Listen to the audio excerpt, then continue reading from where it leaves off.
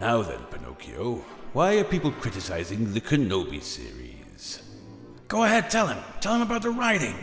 Oh, gee, well, some of them said the writing, but, I think they're all just a bunch of racists. That's right, they don't like black people. Well, they loved Mace Windu and Lando Calrissian. And anyway, didn't you guys shrink John Boyega on the Chinese Force Awakens poster? Oh, well, he was big, and we made him small so we could fit more TIE fighters on the poster.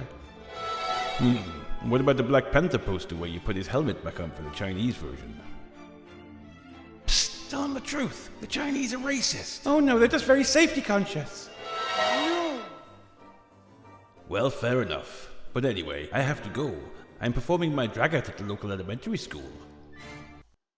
What's going on, everyone? Jeremy here from The Quartering, and I think most Star Wars fans, and again, I have always been upfront about this, as I am a fair weather Star Wars fan. I am not deeply engrossed in the lore, and my interest in it is as many things I cover on this channel, is kind of defending fandoms from corporate a-holes.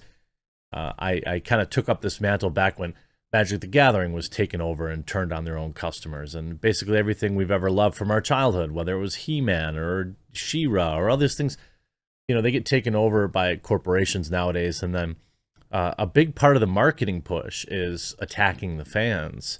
And with Obi-Wan, I wasn't really pumped for it.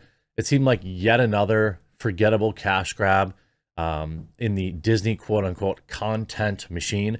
See, when you spend this kind of money to own the Star Wars IP, you have to continually produce quote-unquote content for people to consume so that they keep paying the $10 a month for Disney Plus.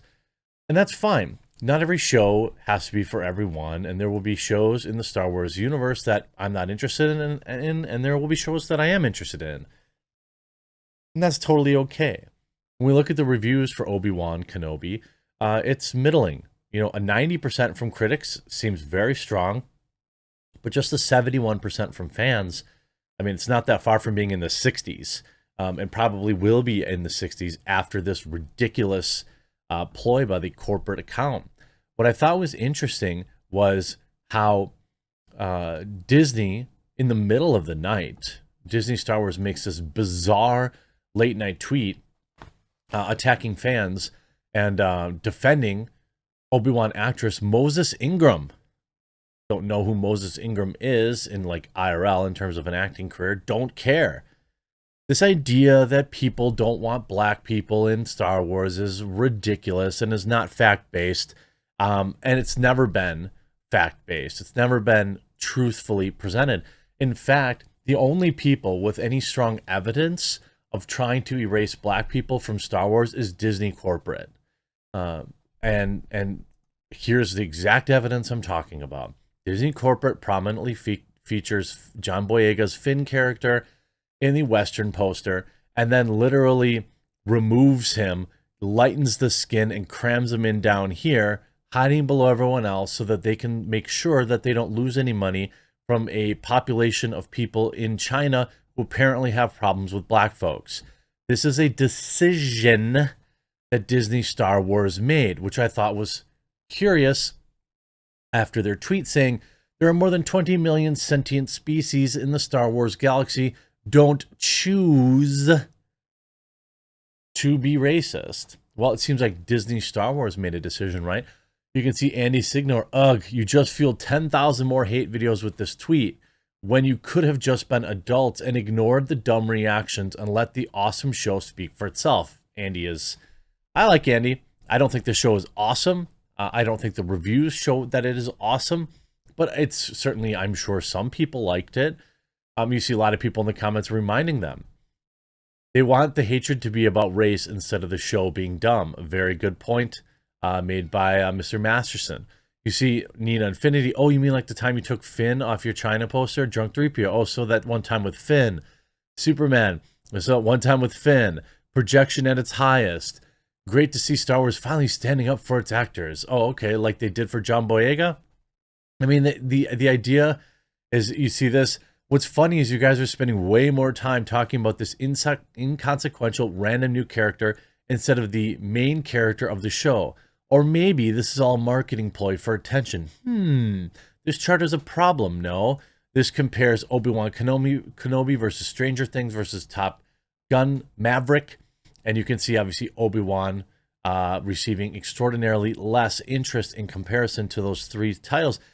I think the problem is that, you know, as for the fandom is expecting Disney to care about every show they make like they would, like you would expect them to treat them with love and respect, because this is just a content machine for Disney now.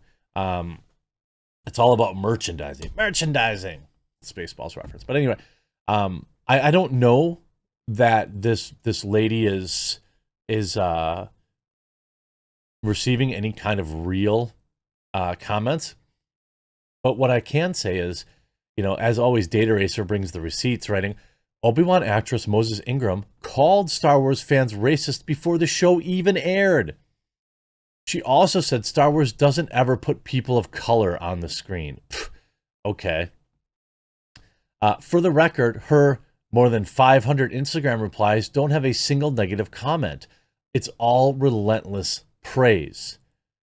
Lucasfilm has already warned Obi-Wan star, isn't that funny? Star of Obi-Wan, Moses Ingram, about the likely racist reactions from the worst corner of Star Wars fandom.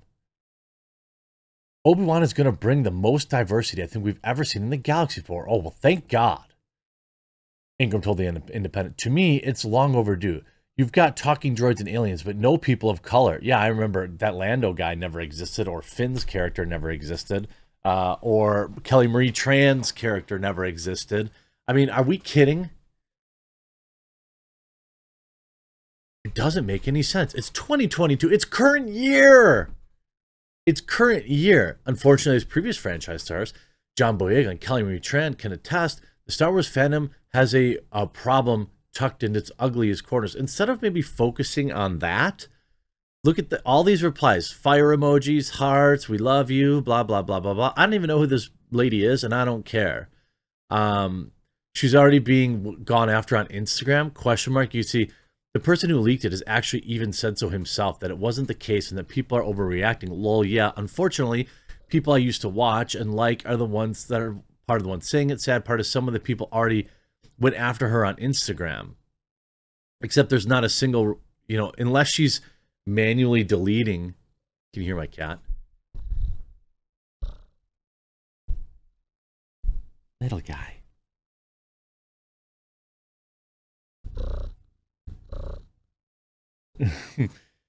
He's a happy kitty. The noise gate probably prevented most of that. But anyway, and then the media just, oh my God, they just love to attack the fandom. Star Wars makes a statement. Well, what do you mean a statement? Who are these people amid attacks on Moses? This is like so played out. Oh my God, it's so frustrating. They did the same garbage with Kelly Marie Tran. They trotted her out on like Good Morning America and all this stuff and said, oh my God, all this anti-Asian sentiment is coming from the Star Wars fandom. Receipts? Source? Dude, trust me, bro. It's like it was like they told Kelly Marie Tran. I would not be surprised one day if like you had a couple of glasses of wine with Kelly Marie and you asked her, like, did Disney tell you to say that? Did Disney put you on Good Morning America to play the victim? Because what people were talking about were these horrible things that were allegedly being said to Kelly Marie Tran. What they weren't talking about was the absolute tokenism and waste of the character of Rose Tico. What people were talking about was the alleged bazillions of people that had a problem with John Boyega being black. But what they weren't talking about was how the writing threw the great character away. What they weren't talking about was Disney literally making a choice to unblacken him so that because they were so afraid of losing even 1 yen in China, or won, I don't know what they use, I don't care. We are proud to welcome Moses Ingram to the Star Wars family and excited for Reva's story to unfold. Nobody's excited for that. If anyone intends to make her feel in any way unwelcome, we have one thing to say. We resist. Oh, the political term resist? Is it hashtag resist? There are more than 20 million sentient species in the Star Wars galaxy. Don't choose to be a racist. Quarterback saying, cool fake racism, bro. Or cool fake racism story, bro. I hope with pandering like this, people will continue to hashtag resist consuming your products. I mean, it's like, look, I couldn't care less about Reva or Baby Leia or the Three Stooges abduction team or the Tatooine meatpacking district. I just want to see Darth Vader and not in a fish tank. Is that so hard?